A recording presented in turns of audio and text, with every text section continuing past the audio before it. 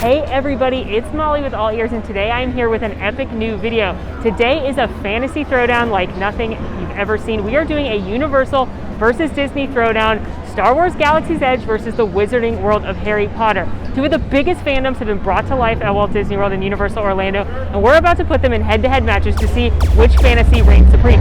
Will it be Jedis or wizards, lightsabers or wands? Only one way to find out. Let the smackdown begin.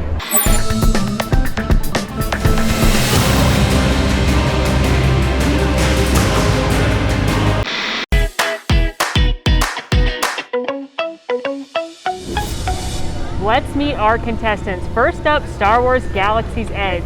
This land was an expansion that opened in 2019 in Disney's Hollywood Studios, bringing the world of Star Wars to fans who've waited for decades to life around them. It takes you to the planet of Batuu.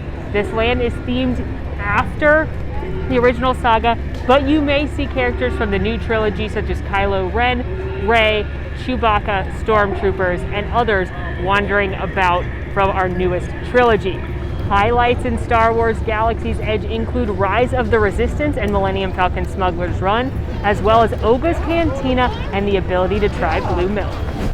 Contestant number 2 in this heavyweight matchup, we've got the Wizarding World of Harry Potter over at Universal Orlando.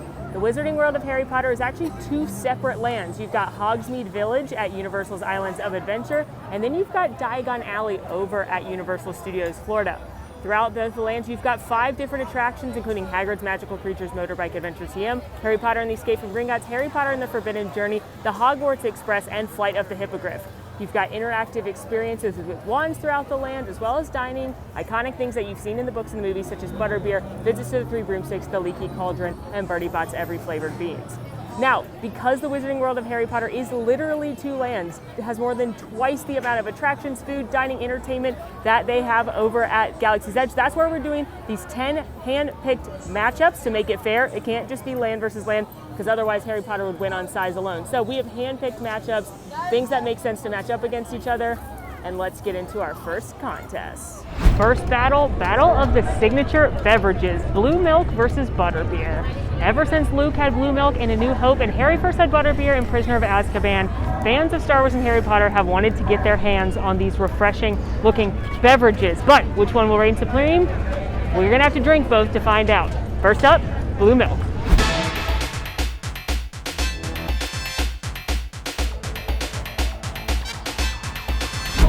To acquire blue milk, you must come to the milk stand here in Galaxy's Edge, located near a shady looking ship, but we're not worried about that right now. You can also get green milk here. You can get either concoction non-alcoholic, or you can add alcohol. The green milk can have tequila, the blue milk can have rum. Both milks are plant-based, so they are made out of rice milk with different fruit flavors, so anybody can enjoy these just about. And then again, you can get that adult version if you'd like. But today, we just have a classic blue milk coming our way. Cheers.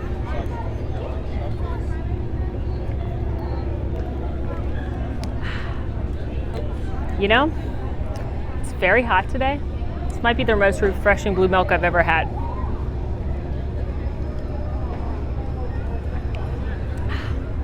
A lot of people don't get down with the blue milk because you want it to be a milkshake, because it looks like it's a milkshake, but it's not a milkshake. But it's also not an icy. It's like a gritty smoothie. It's not terrible. A lot of people really don't like it though. I'd be curious to know if you like blue or green better. Coincidentally, I like green milk better plain. I like blue milk better with alcohol. And who will blue milk be battling against? The legendary Butterbeer. You can get Butterbeer several places around the Wizarding World in both Diagon Alley and Hogsmeade. You can get it at both quick service restaurants as well as carts and stands throughout the land. Let's see how Butterbeer does today.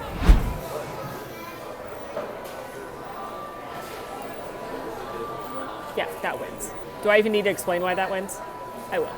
Okay, Butterbeer tastes like drinking a cupcake. It is so sugary sweet, which normally I'm not about, but it is so good and so delicious. It's like this almost caramelly base, and then you've got this vanilla topping on it, and they cannot sell you one without the other. You cannot not get the topping because it all goes together in this proprietary concoction.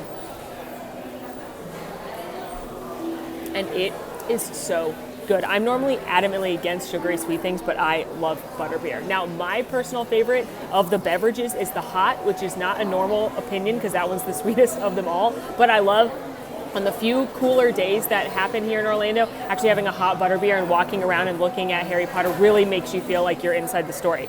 I also actually like the liquid regular version more than the frozen as well. I think that's the one that they're drinking in the books and the movies, and it's a little less sweet. It has a little more of that spice, but I do enjoy the frozen, and I think the frozen's the most popular choice. And in the battle of the epic fantasy beverage, the winner is, no surprise, Butterbeer. Butterbeer is universally adored by all. Whereas blue milk? It's fine. You want to drink blue milk because you saw it in the movies and it's a cool part of the story, and some people enjoy it more than others, but Butterbeer is beloved and you got to do Butterbeer. This is, without a doubt, the easiest one of these matchups to choose. Grown-ups over 21 who enjoy an adult beverage from time to time, this next category is for you. We're going to be talking about the best places to grab an adult beverage, maybe see some entertainment, sit back and relax as you're immersed into the worlds of Harry Potter and Star Wars.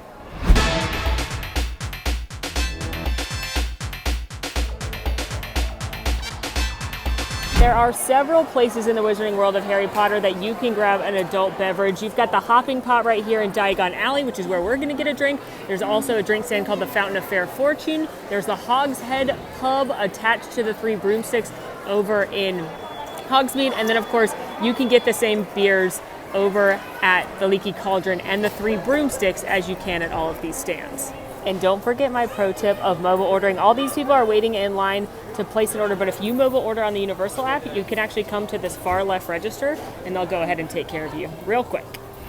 Easy peasy, lemon squeezy. Got my Wizard beer right here. This is actually the Dragon Scale. They have 3 beers that are brewed for the Wizarding World of Harry Potter that you can't get anywhere else. There's the Dragon Scale, the Wizard Brew, and then over at the Hogshead and in Hogsmeade, you can also get the Hogshead Brew. So I love any time that they brew exclusive beers just for a certain area in a theme park. They do it over at Galaxy's Edge as well. Let's see how it tastes. Cheers.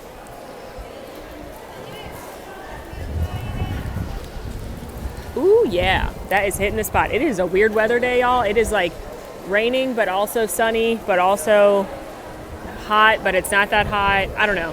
It's Dementors. I don't know.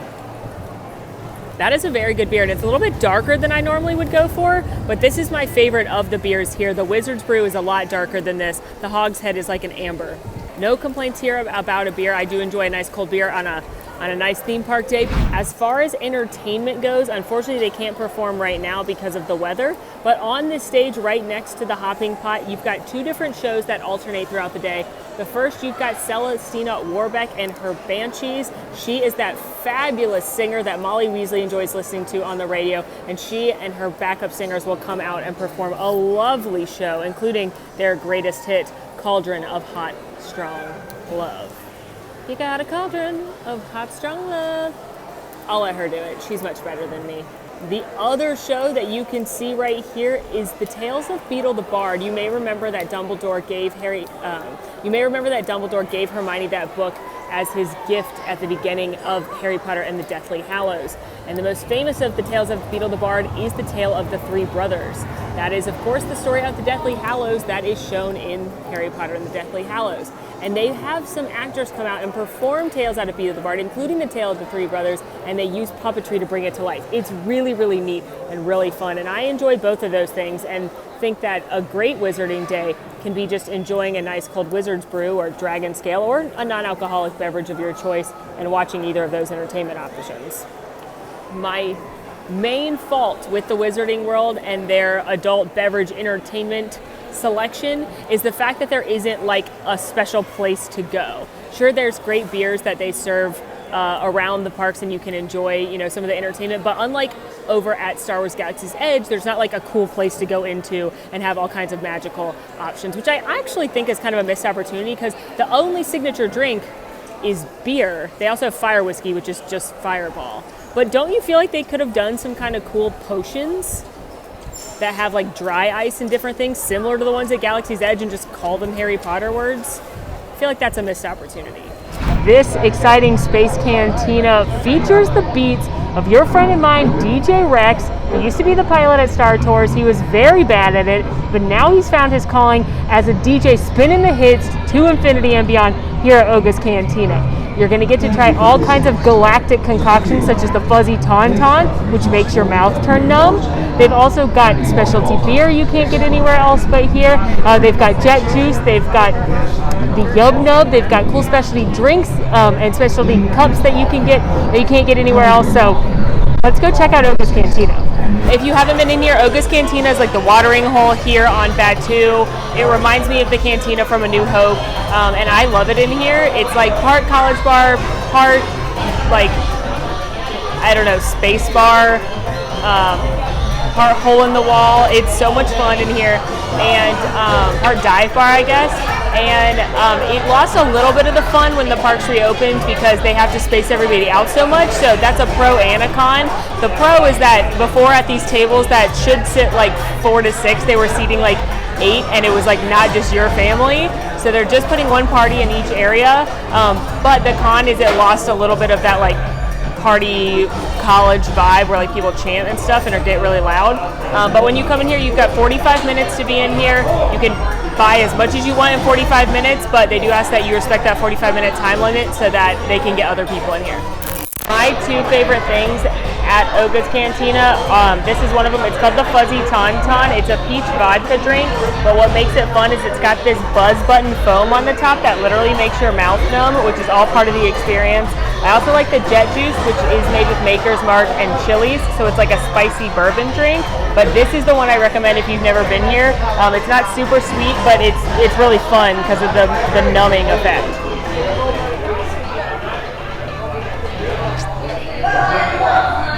Oh, it's so good. It's so refreshing, and I don't like sweet drinks, but it's not super sweet, but it's just enough. I think it's a crowd pleaser. And the winner of Best Place to Get an Adult Beverage and Drinks at Adult Beverage with some entertainment, Star Wars. Gotta give this one to Oga's Cantina because it is so unique. First of all, air conditioning. That's very important when it comes to where you're gonna enjoy your adult beverage, but it's such a cool atmosphere. While it's not a cantina that you actually see in the film, it feels just like the Mos Eisley Cantina in A New Hope. You've got DJ Rex spinning the beats, you've got the fun cast members and bartenders, your fellow guests, plus you're going to try some unique concoctions that are unlike other things you're going to get at a theme park. I love that fuzzy tauntaun, I love the jet juice, which has that chili in it, I love the unique beers. So while I love getting a beer at the Wizarding World with Harry Potter and listening to Celestina Warbeck or the Tale of the Three Brothers over at the Wizarding World, that might be what I prefer. If I was going to tell you only to do one, I'd have to tell you to come to Oga's. It's just so cool. So Star Wars is going to eke out the win on this one. In this next attraction, we're going to match up Millennium Falcon Smuggler's Run and Harry Potter and the Forbidden Journey. Now, there's not a direct comparison to either of those attractions, but I did feel those were the most similar. One, it takes you to the iconic place you've always wanted to go, whether that's the Millennium Falcon or Hogwarts School of Witchcraft and Wizardry. They're also both simulator attractions, which I know Gringotts also has simulator aspects, but that's more of a roller coaster, so that didn't feel fair. So the fairest comparison for the second attraction that's like really cool still, but not as cool as the main attraction in both lands, Smuggler's Run and Harry Potter and the Forbidden Journey. Let's see who's going to win this one.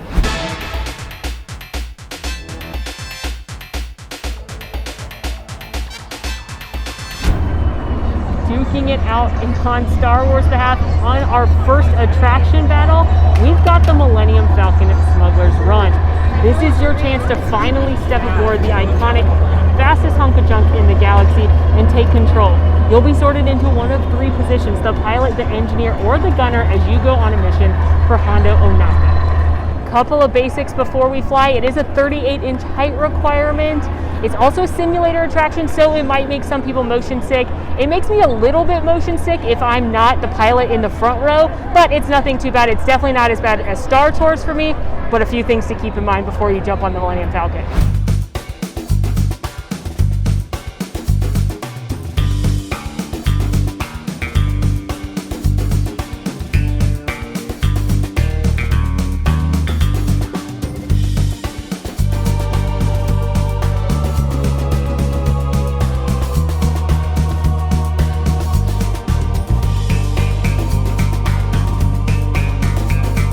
If you have your friends and family here and you fill up that cockpit, you're gonna have a good time, you're gonna laugh. None of you are going to be able to do your jobs well. That's just how it is when you join Hondo's crew, and you can all laugh and make fun of each other for how bad you are at flying the ship. A couple things that I do love about this attraction. I love the chest room and actually stepping aboard the Millennium Falcon. Any diehard Star Wars fan is going to freak out at that moment because you're truly stepping into the ship that you've seen for so many years. You've got the chess table right there. Look around, you're going to see that wall that Han and Leia first kiss at. There's so much detail in the actual queue, and then once you step aboard the Falcon, for me, that's the best part.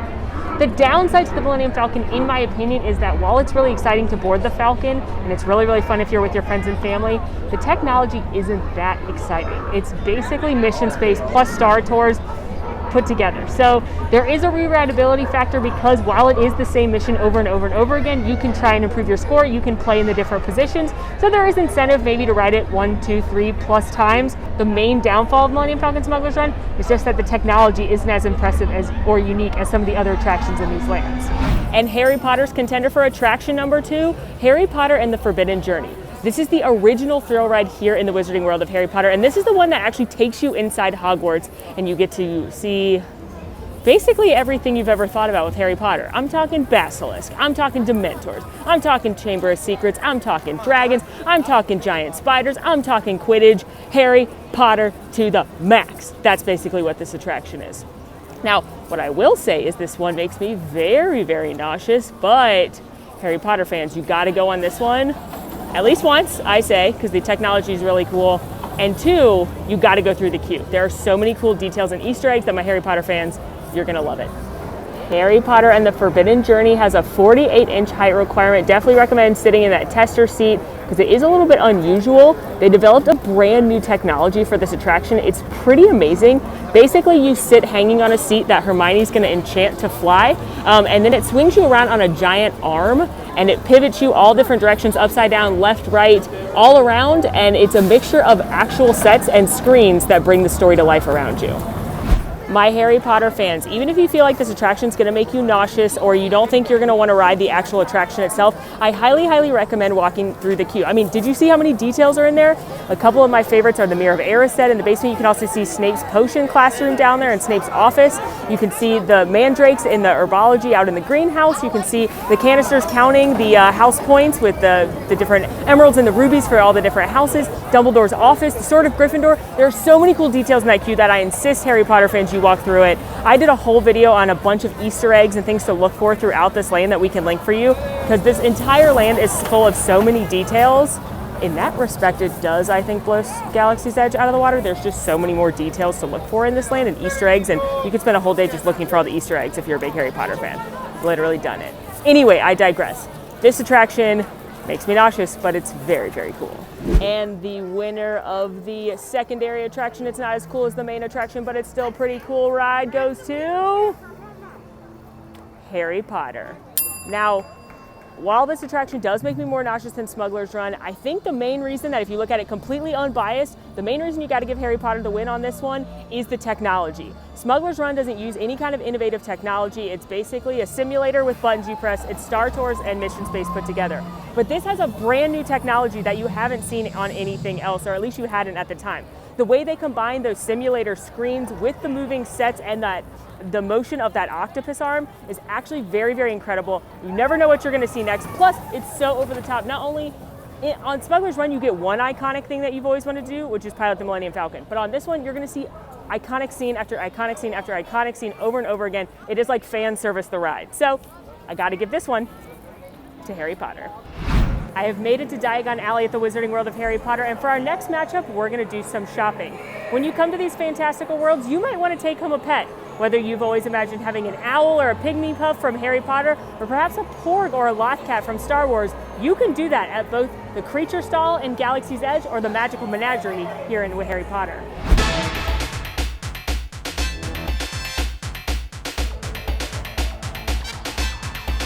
To get a creature here on Batuu, you'll have to go to the Black Spire Market here, which is actually 4 stalls that collectively make up that Black Spire Outpost Market. You've got the Creature Stall, you've got the Toydarian, you've got Jedi Outfitters, and then you've got Jewels of Bith. All of them are little stalls that have different things, but today we're specifically looking at the Creature Stall.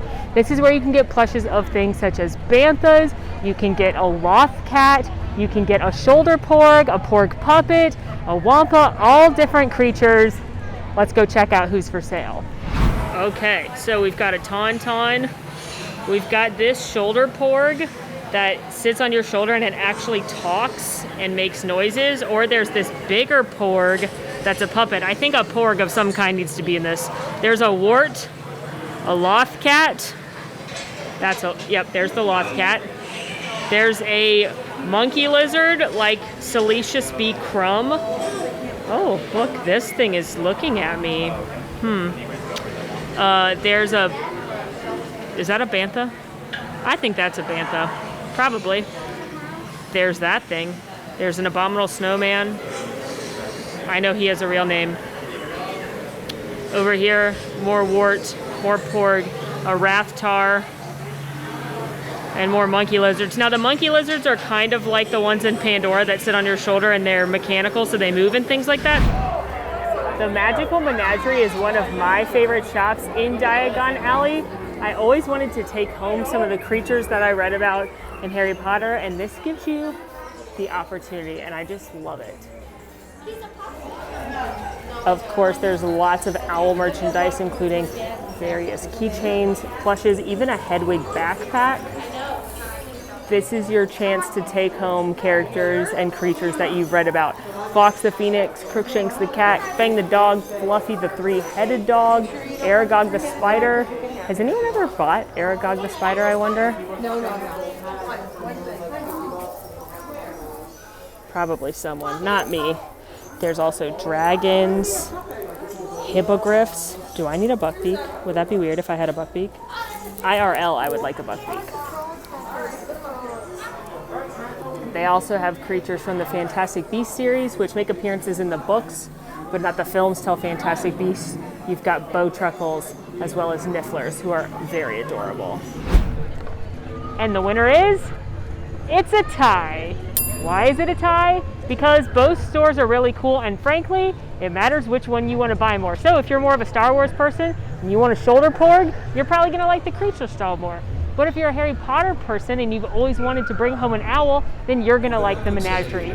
They're basically the same thing, but just with different stuffed animals of different mythical creatures. So it didn't feel fair to declare a winner, because basically I would just pick Harry Potter because I'm biased. So I'm not that biased.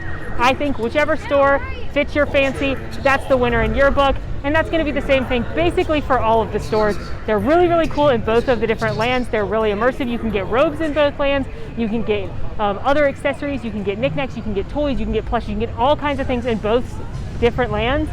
But I think, generally speaking, especially if you compare the creature store to the creature store, it's gonna be whichever creatures you desire. Next battle, quick service dining. Is it better to grab lunch on the planet of Batu or in the village of Hogsmeade? We're about to find out.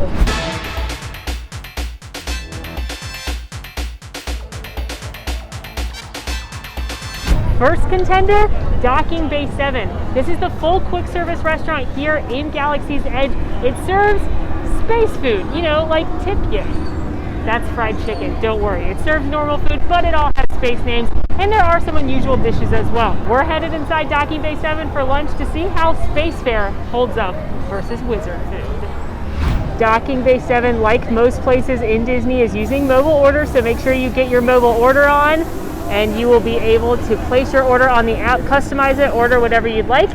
Let them know you're here during your window, and then they'll give you a register to pick it up at. My order is ready, and into Docking Bay we go. So you can tell this is definitely somewhere that cargo gets delivered, as the name would suggest, by all the giant crates around. You're even going to dine inside some of these crates at some tables. But let's take a look at the menu. You've got smoked kadu, which is ribs. You've got that Endorian fried tip-yip, that's basically a giant chicken tender. You've got a chicken salad, the Felucian kefta and hummus garden spread. That's basically like falafel meatballs. That is your plant-based dish, actually quite delicious. Also not bad is the pot roast. You can get a Ronto wrap here in the afternoon. And they also have some specialty beverages. For the record, I ordered kids meals, both here, and I'm gonna order a kids meal over at Wizarding World. My Endorian tip-yip youngling meal is ready. Again, I like doing kids meals because you're probably going to want to eat several different things in these mystical lands, and it gives you the same thing as the adults but a smaller portion in some items. So this is fried chicken basically, so it looks like just one giant chicken nugget on this one. And then the youngling meal comes with macaroni and cheese and broccoli. With the adults meal, you can also swap in mashed potatoes with gravy instead of macaroni and cheese if you'd like.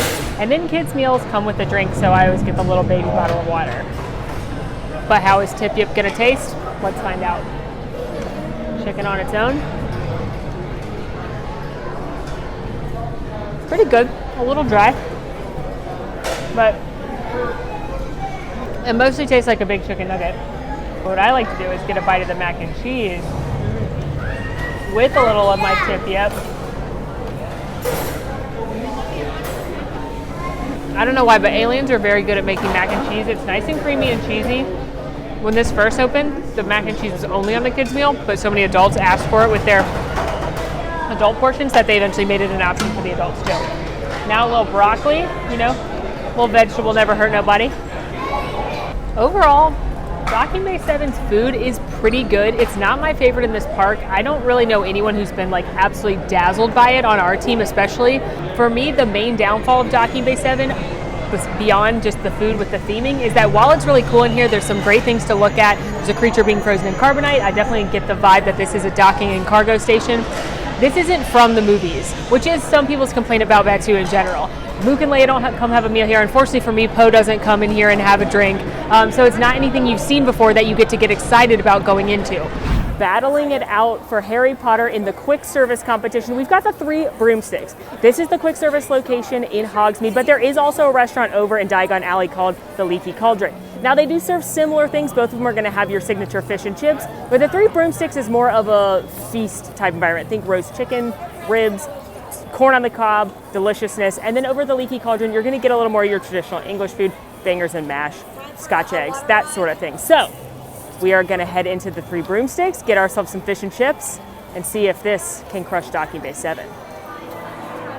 I absolutely adore it in here. You may recall that starting in Book 3, Prisoner of Azkaban, they come to the 3 broomsticks on their Hogsmeade weekends. So this is where all of the students and the locals hang out. They get their butterbeers and their fish and chips and their pumpkin juice. And if you look around in here, the detail, look up, you can see that people would be up there. You'll see cleaning supplies. It's got this amazing rustic and old feel, antlers hanging everywhere. You've also got the Hogshead connected to it, which is the bar that they go to in Hogsmeade.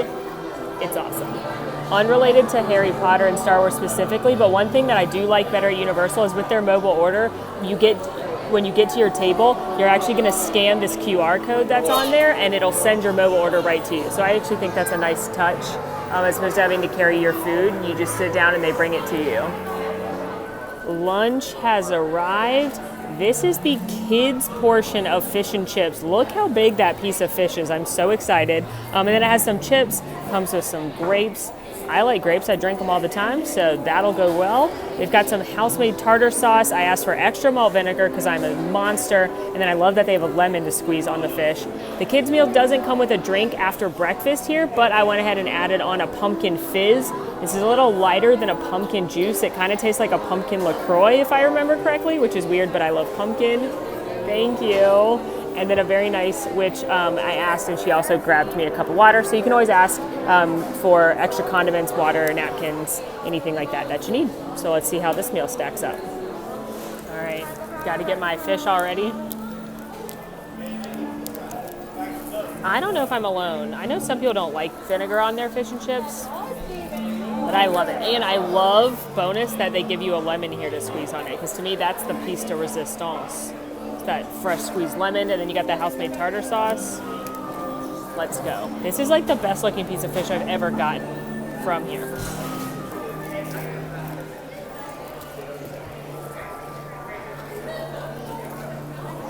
Yum. Oh my goodness, that is so good. That is such a beautiful fried piece of fish. Nice light white fish, probably haddock or cod or something really simple. Most of the flavor comes from the batter, which I forgot how good it was. It's light and flaky and crispy, and with that fresh lemon on there, then the vinegar and the homemade tartar sauce. Honestly, the fish and chips here rivaled the UK pavilion in Epcot for me. I think the one in the UK is a little bit better of a batter, but the fact that you get a fresh lemon here and the house-made tartar sauce does bump it up to almost as good as, if not, you know, I think they're on par with each other, honestly. Let's try a little chippy. I do like the chips here because they season them. And this is a kid's meal. This is a lot for a kid's meal. That's a big piece of fish, decent amount of chips, grapes. Oh, it is so refreshing. It's very cinnamony.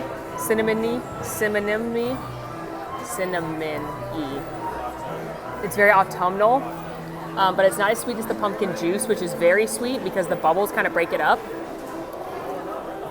You definitely still have to like pumpkin to enjoy that though, but I find this one more enjoyable and more refreshing than the pumpkin juice, which is more iconic, I realize, but if you want to understand what pumpkin juice tastes like but not be as heavy or sweet, I think this is the way to go. Yeah, Docking Bay 7, the food is good. I do enjoy that mac and cheese quite a bit, but I've never been disappointed by this fish and chips, let me tell you that. And the winner in the quick service battle is Harry Potter. Not only is the food better in the Three Broomsticks in the Leaky Cauldron, in my opinion, but even taking out the food, which is hard to do when you're talking about quick service locations, the fact that both the Three Broomsticks and the Leaky Cauldron are actual places that exist in the Harry Potter universe versus Docking Bay 7 and Cargo gives it the nod to me. When you come to these fantasy worlds, I think you want to step into a place that your favorite characters actually went to. I can think of lots of scenes in the books and the movies that take place in the Three Broomsticks or the Leaky Cauldron for that matter, and I think that's what people want when they come to these fantasy lands. I like the theming of Docking Bay 7, I think it's interesting, but to actually step foot inside a scene from the movie or from the books gives Wizarding World the nod in my point. Plus, I do think the food is better. So, you know, that helps. We've got another food throwdown for you. This category is food that could be a snack, but it's really big, so it could also be a meal. Big snack, big savory snack, something delicious. I don't know. We're gonna throw down between the Ronto Roasters and the Jacket Potato.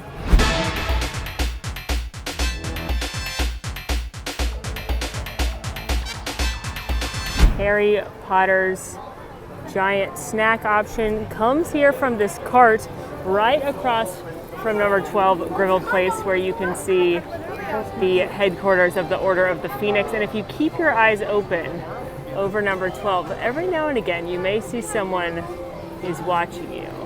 He's not exactly thrilled that you're here. Hi, creature. Hope you're doing well, friend. Bye.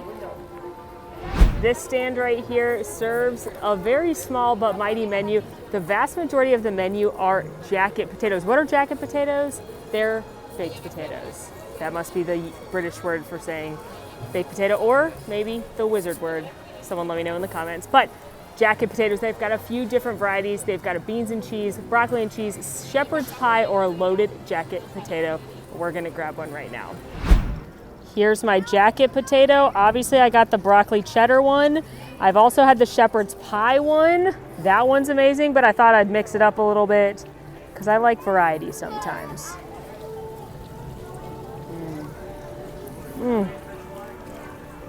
That shouldn't, I mean, it's just a potato. It's just a huge baked potato with broccoli and cheese on it. But it's really good because it's a huge potato with broccoli and cheese on it. Now, I do wish it was more of a cheese sauce, I have to say. I thought they'd do a cheese sauce instead of just the shredded cheddar. That said, I'm not mad at it because the cheese is melting. I add a little S&P, you know? Ooh.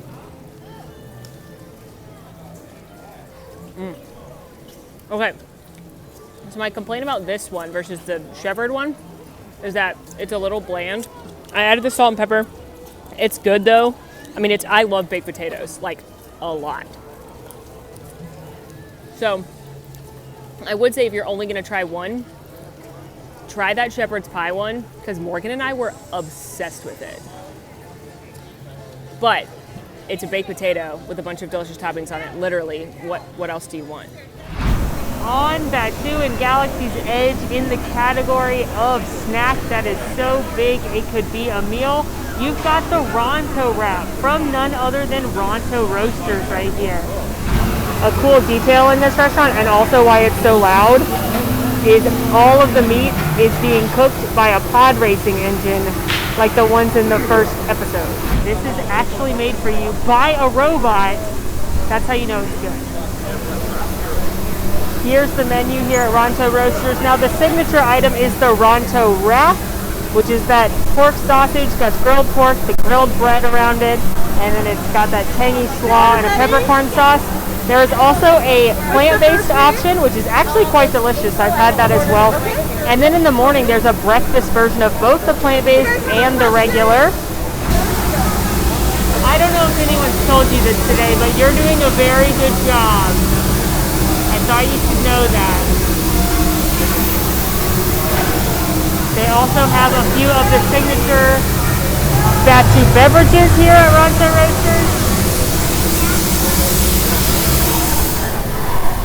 I got my Ronto wrap, and again, it's a grilled sausage, grilled sliced pork.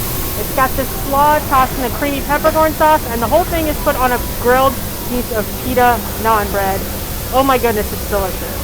Ronto wrap time! Ronto wrap time!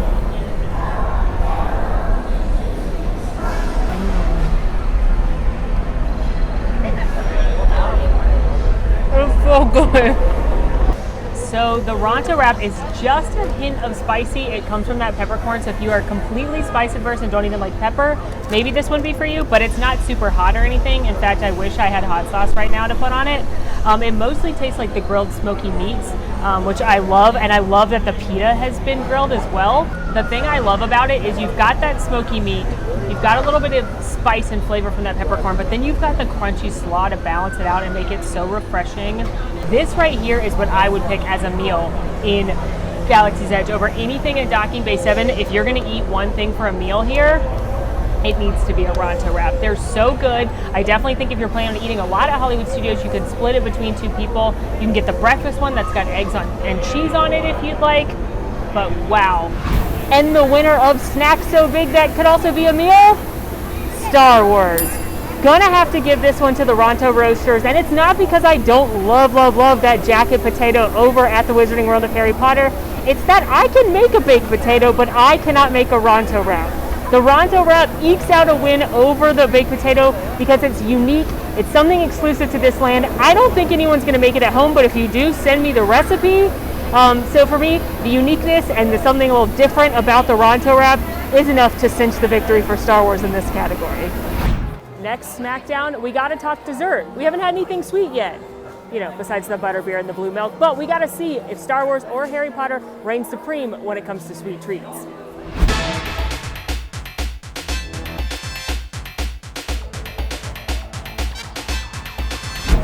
For dessert on Batu, it's back to Docking Bay 7, where I will be enjoying the Batu Bon, which is a chocolate cake with white chocolate mousse and then a coffee custard on it.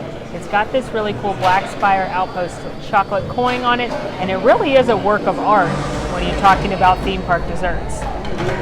You may be asking yourself why I'm back at the same location to get dessert that I also had the quick service meal at, and let me tell you, it's because it's literally the only dessert available in Galaxy's Edge right now. Sometimes they will do a specialty one of these for different seasons, like May the 4th Day or maybe Life Day. Remember Life Day? Wow, Star Wars holiday. That is a trip.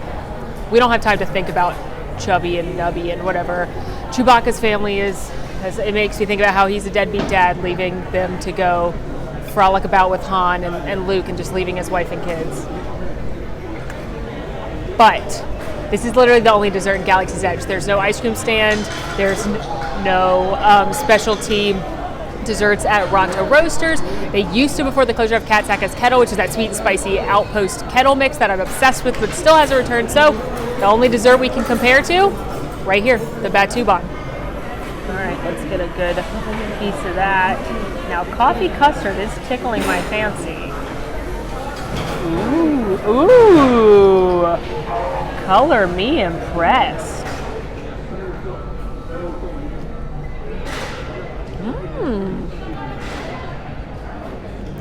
Batu knows how to party.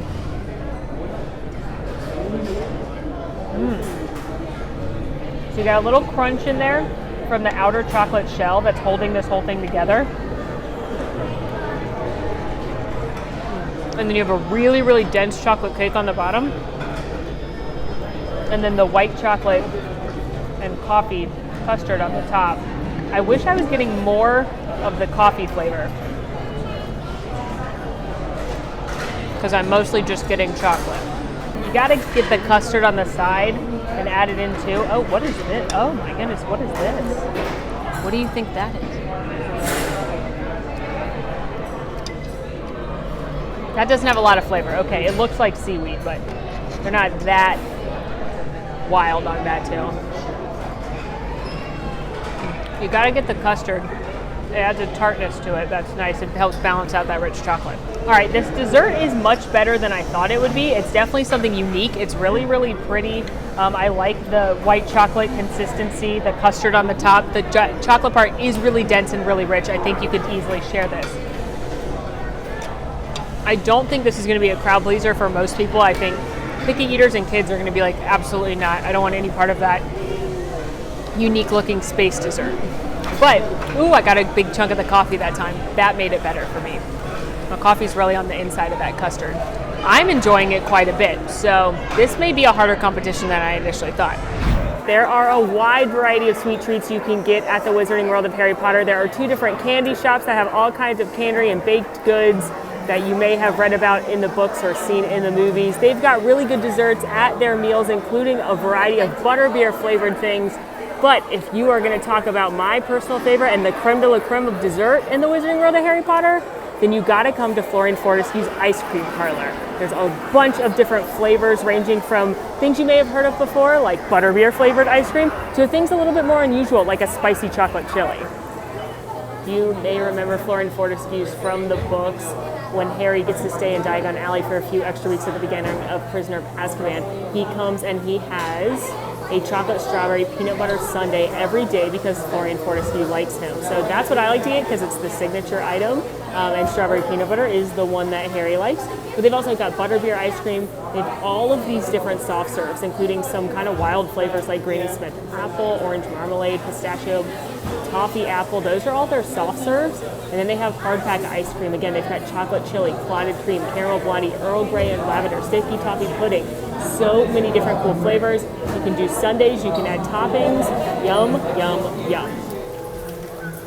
It actually started raining just as I picked up my sundae. So I have dashed under an awning in Diagon Alley, but this is what a rainy Diagon Alley looks like. It looks like it's clearing up, but it's gonna be interesting to try and eat my sundae now. All right, I am so excited about this. Florian Fortescue's is one of my favorite treats in the Wizarding World. And this is their signature and Harry Potter's favorite, so.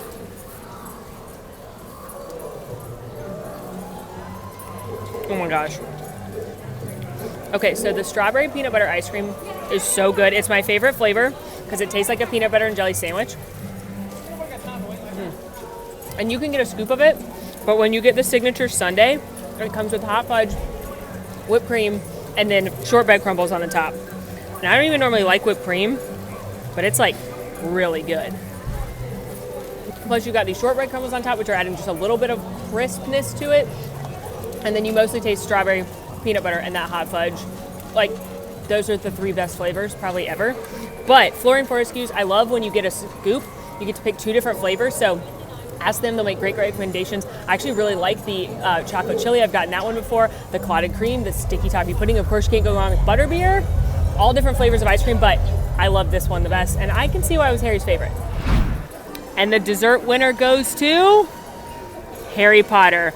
No surprise that a whole ice cream shop with a bunch of different flavors is gonna win the one sad dessert over in Galaxy's Edge. Not to mention the fact that there again are so many different dessert options when you come throughout the Wizarding World of Harry Potter. So, but even comparing just dish to dish, signature dish at Docu May 7 to the signature sundae over at Florian Fortescue's, no questions asked in my opinion. Harry Potter's favorite sundae definitely gets the win on this one. Next matchup, Legendary Shop. These are the stores in both of the lands that not only are you going to find cool souvenirs and collectibles, but even if you don't want to buy anything, fans of the franchises are going to want to check it out because there's lots of details, lots of Easter eggs, lots of things to look for, and I promise you'll want to see.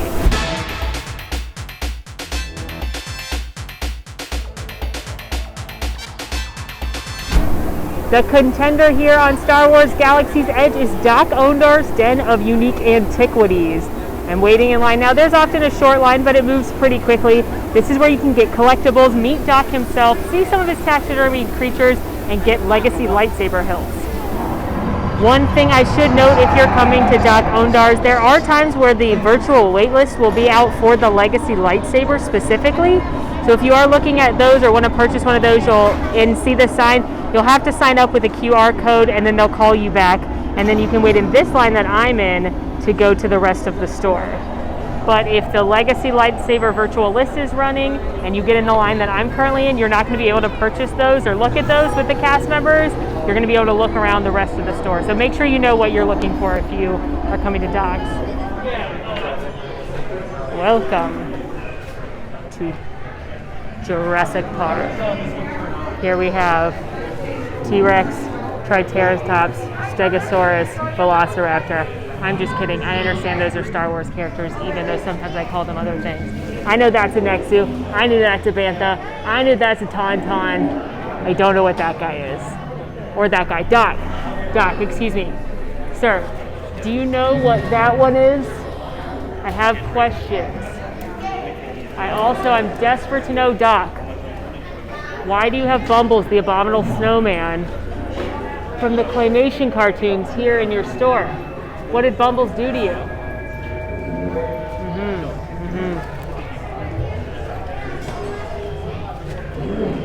Oh, he did what? Oh, I would be mad too. Yeah, you should be mad. All right, that's a fair point, Doc. Isn't he cool though? I feel like a lot of people forget that he's here and willing to chat, and he's like one of the coolest animatronics ever. I mean, he's real. If you look up into the balcony here at Doc Ondar's, you're going to see all kinds of Easter eggs and details, various helmets of all kinds. And again, Bumbles the Abominable Snowman, I don't know what you're doing here. It doesn't make any sense. Oh, Doc's mad, sorry. Above Doc's head, you can also see the Mandalorian's helmet. Very exciting. And let's take a look at some of the signature merchandise. So over here on this wall, you have kyber crystals. These are what go inside your lightsaber. So you can buy other colors here if you'd like to change out the color of your lightsaber. But they also sell these holocrons that when you put in the kyber crystals, different messages come out of them. You've got the Jedi holocron and the Sith holocron, and some of them actually talk, like R2-D2. No, I'm sorry, Yoda or Darth Vader's voice will come out of it. For the record, I know this is a Wampa for The Empire Strikes Back. I also know that that's Jar Jar Binks, so an interesting choice. But other merchandise you can get here, lots of collectible figurines and helmets, artwork. Possibly the coolest thing that you can get is over this way.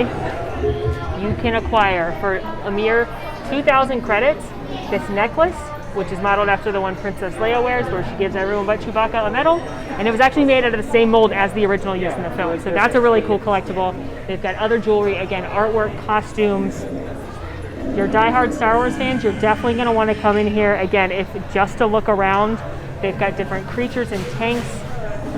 I've done a whole video on Easter eggs within Galaxy's Edge that we will link for you, that we can share all these so you can see them all. And then also, again, this is where you can pick out your legacy Star Wars lightsaber hilt. So, Doc, thank you for your hospitality. As always, it was good to see you. I hope you figure out those numbers. And we bid you a good day. The legendary shop here in Diagon Alley, competing on behalf of Harry Potter and the Wizarding World, is Borgin and Burkes. So this is actually on that side alley called Nocturne Alley, which is where the more nefarious, maybe a little darker type, a little off the straight and narrow wizards and witches like to hang out. So Borgin and Burkes is another one of those stores that if you're a Harry Potter fan, you absolutely must come in, even if you have no intentions of buying anything, because there are so many cool details and Easter eggs in here. Like right when you come in, there's the Hand of Glory. as well as the cursed necklace that Malfoy ends up giving to Katie Bell. It is so cool in here. One of my favorite details in here is the vanishing cabinet, which you might remember from Half-Blood Prince. And if you listen closely and go touch the cabinet, you can actually hear and feel that bird in there. Lots of collectibles in here as well. Not only is there jewelry, but they will sell collectible wands, replicas, props, that sort of thing. For example, Lucius Malfoy's cane, which is also his wand. You could take it home if you wanted to.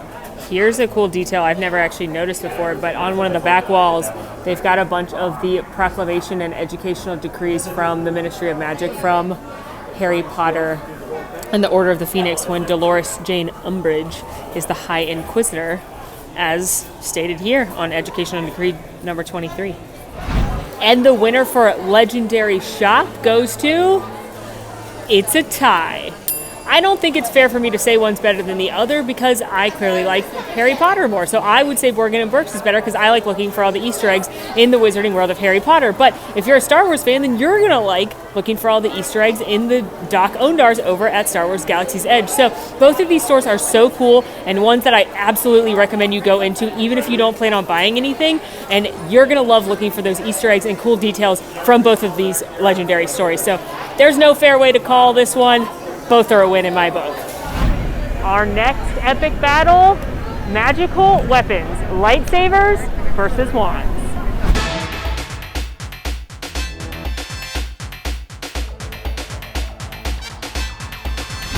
And of course, we're not just talking about the weapon in general and which one you'd like to yield based on the films and the books.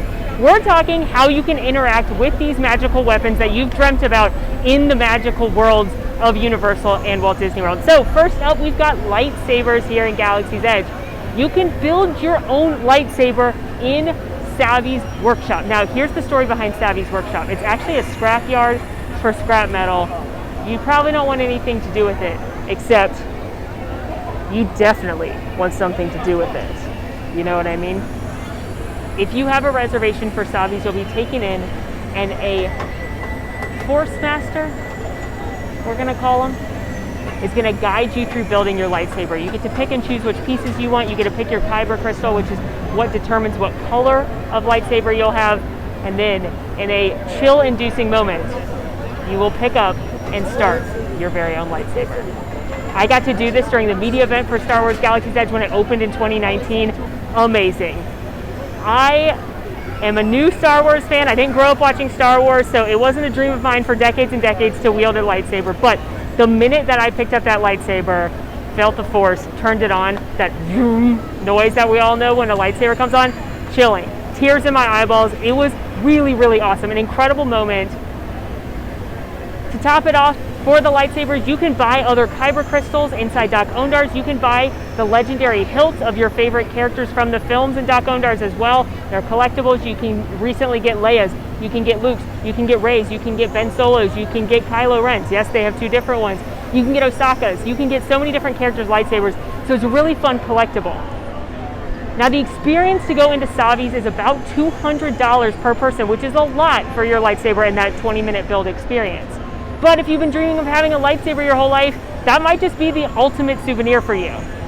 My only qualm with the lightsaber, I'm not here to tell you that $200 is too expensive because, trust me, I have bought a lot of things in theme parks. But my only qualm with the lightsabers, once you've had that incredible build experience, once you've done that, what do you do with it? You carry it home in a cool pouch, you display it somewhere, but it doesn't do any kind of interacting with the land or anything like that.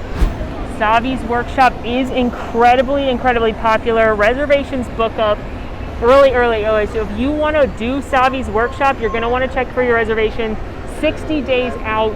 Make sure that you keep checking back because, again, it's very, very popular. There's a limited capacity in there all the time, even more so now. And they usually are doing a reservations only.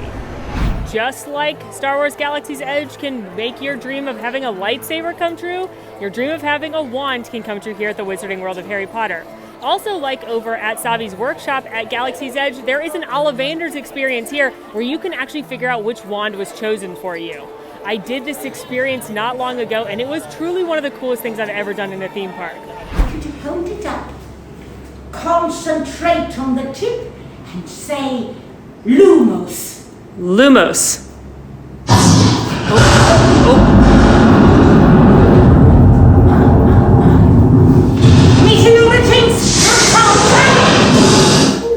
And this is my wand.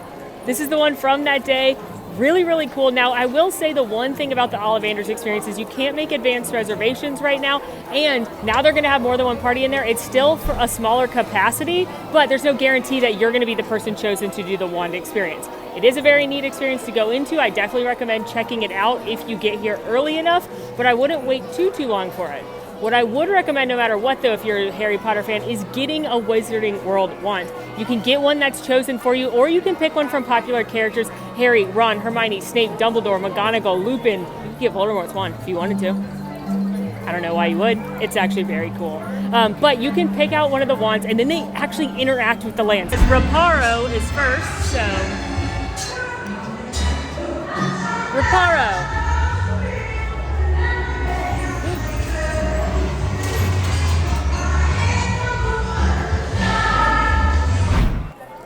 Tarantaglia.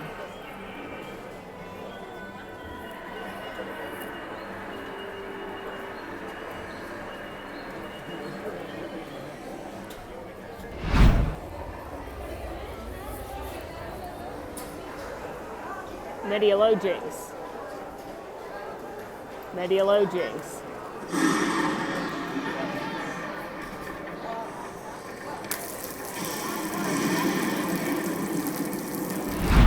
Incendio. Wingardium Leviosa.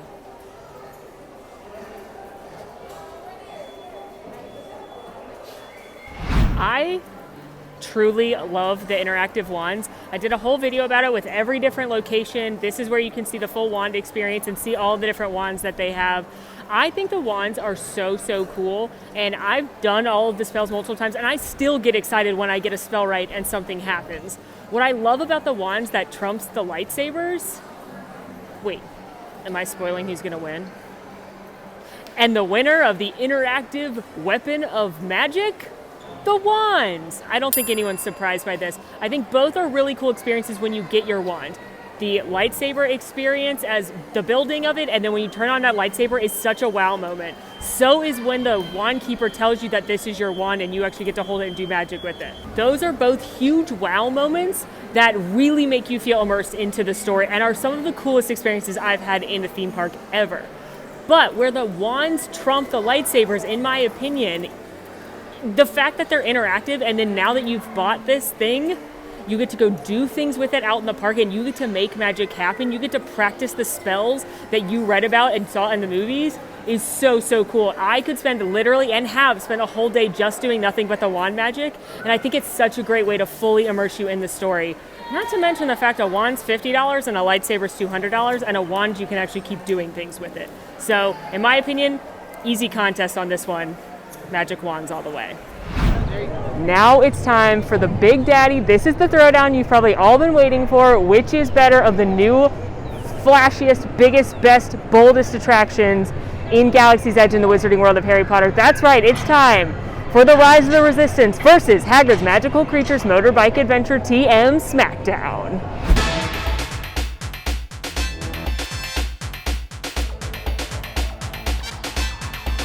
Hagrid's Magical Creatures Motorbike Adventure TM has a 48-inch height requirement. It doesn't go upside down, but it does have a drop. It's a thrilling motorbike. It's got multiple launches throughout the course. It is not joking, not exaggerating, my favorite attraction in all of Orlando. But is that enough to take on Rise of the Resistance? Only one way to find out.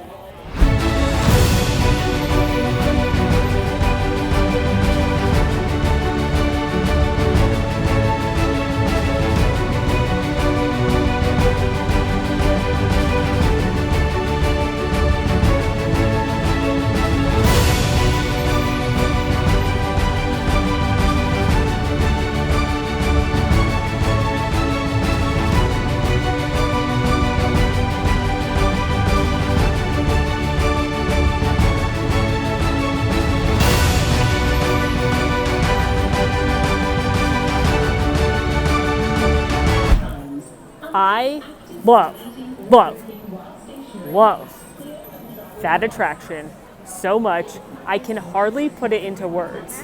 It is so much fun. I've had the pleasure of riding that attraction many, many times, and it doesn't get any less fun. It doesn't get any less amazing, doesn't get any less thrilling. It's an absolute must-do as far as I'm concerned. Even if you're not a Harry Potter fan, that roller coaster is so good. It makes my heart sing. It makes me smile. It's so good, I can't even handle it. But, is it better than Rise? Rise of the Resistance is unlike any attraction you'll ever do. It's hard to even call it an attraction. I literally just think it's an experience. The entire thing takes about 20 to 25 minutes. It's got multiple sets, multiple ride vehicles. It is so immersive. You will truly feel like you are part of the Resistance battling against the First Order. Now, of course, the worst thing about this attraction is just simply trying to ride it. They do use a virtual boarding group system that you can either get at 7 a.m. from anywhere on the My Disney Experience app or 1 p.m. inside the park. Either way, everyone that wants to ride needs to have a Disney's Hollywood Studios park reservation for that day. So at that exact moment, 7 a.m. or 1 p.m., you're going to want to click join on that home screen. There's going to be another screen, click join on there. It's going to automatically select any of your family and friends that have Hollywood Studios boarding groups. Do not take the time to double check it. Don't uncheck anybody who's not tall enough or doesn't want to ride. Click next. It'll swirl around and hopefully you'll get a boarding group. Make sure you screenshot that boarding group. Make sure you screenshot anything that goes wrong. So that way you can show guest relations if there is some kind of issue. It is very, very stressful. It may take you a couple times to get one. We've got tips and tricks on AllEars that we can link those posts for you on how to best do it, but it is totally worth it, I promise. If you do get a boarding group, you will see an estimated return time immediately posted once you see that little droid there. It'll start out with several hours from the time because, of course, the park doesn't open right at 7 o'clock. And then that will continue to update throughout the day so you know when your group is approaching. That way you don't get in line for another attraction if you've only got 30 minutes estimated until your Rise of the Resistance group is called. Once your group is called, they'll send you a push notification. You can also check the boards around the park or the virtual line on the My Disney Experience to see if your group has been called. You will be given a time window to return. I've seen it be an hour. I've seen it be 80 minutes. I've seen it be 2 hours. It tends to vary. So make sure you check that, and you just have to return any time within that hour or that time period. They'll scan you in when you get in line, and then you'll be off to join the Resistance. I do want to highlight that on both Rise of the Resistance and Hagrid's, if they're utilizing a virtual queue, that neither of those things are a fast pass. You're not going to be guaranteed to just walk right on the ride. You might still have a little bit of a queue. I've waited for Rise of the Resistance once being called back 5 minutes. I've also waited close to an hour at the evening time when they call back a bunch of groups to ensure as many people as possible can get on. So keep that in mind. It does mean you're going to get to ride as long as there's no technical difficulties if your group gets called back, but it may not be a walk-on.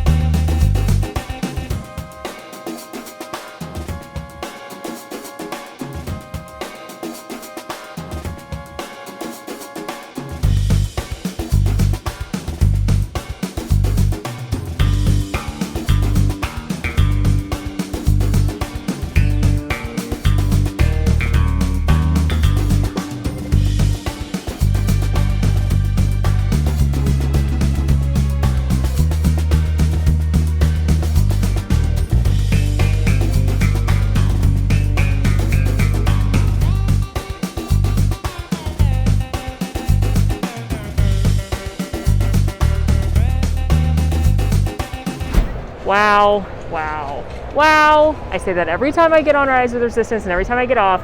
Tears in my eyes as you go through that attraction. It is so incredibly amazing. The first time you see those stormtroopers, your jaw will hit the floor, and then you get on those droid transports, the drop. When the music is what gets me. It's when after you see Kylo and that Rey's theme song starts, that's when the tears hit me, and then you hear the Star Wars music. It's just too much. It's overwhelming. It's incredible. This is going to be for sure the hardest category. And the winner is Rise of the Resistance. Now this is for sure the hardest category for me to award a win in, because personally, with my bias to Harry Potter, I personally like Hagrid's Magical Creatures Motorbikes Adventure TM, and it is such a close race. These are two incredible attractions. Hagrid's is my favorite attraction at Universal Orlando. Rise of the Resistance is one of my favorite attractions. I want to say it's my favorite attraction at Walt Disney World, but then I also want to say a nostalgic classic like Pirates of the Caribbean is my favorite attraction at Walt Disney World. So you cannot do better than either of these two attractions. They're both incredible. But for me, what gives Rise the edge over Hagrid's Magical Creatures Motorbike Adventure TM is the technology. This is unlike any attraction you're ever going to experience. Taking out my bias to Harry Potter over Star Wars, you are never going to do anything like this anywhere else. Between the Rey hologram transport ship, the first time you see those stormtroopers, all the surprises, all the service, all the different systems that have to work together, the incredible immersion, you're not going to top this ride. So that is for sure the hardest category, and it could go either way, but I think looking at it objectively, Star Wars gets this one.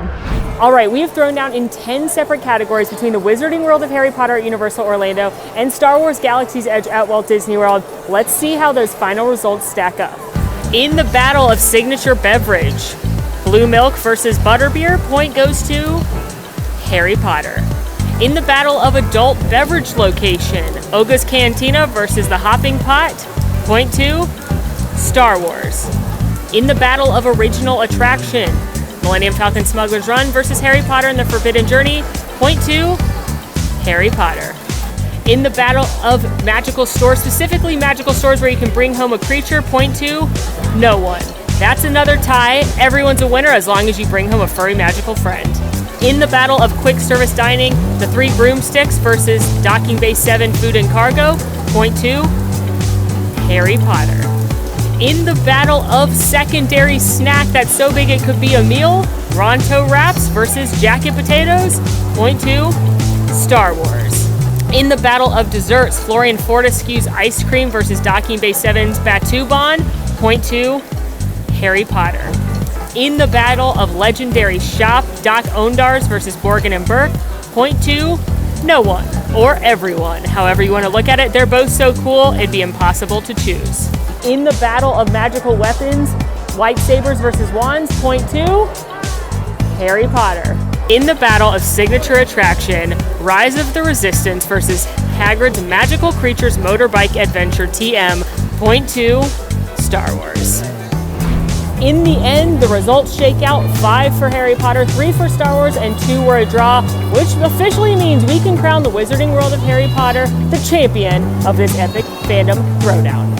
Well, friends, that is a wrap on our Harry Potter versus Star Wars, Wizarding World versus Galaxy's Edge SmackDown. What did you think of the matchups? Which ones do you think are right? Which ones do you think are wrong? What matchups do you want to see in future videos between Disney and Universal? In the meantime, friends, make sure to rate, review, subscribe to our channel, follow us on social media at AllEars.net, and until next time, I'm Molly, and it's been so magical. Want to see more of my videos? Click over here. Want to subscribe? You can do that right here.